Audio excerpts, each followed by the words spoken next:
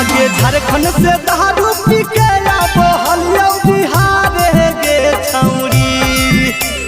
झारखंड से दारू पी के आबो हलिया बिहार गे छौरी।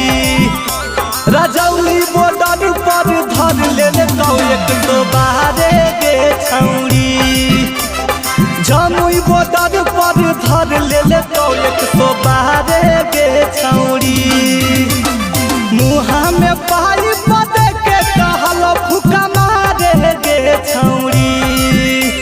मुहा में पाई पदे के कहल फुका मारे गे छौरी। रजौली बॉर्डर पर धर ले तो 112 गे छौरी। जमुई बॉर्डर पर धर ले तो 112 गे छौरी।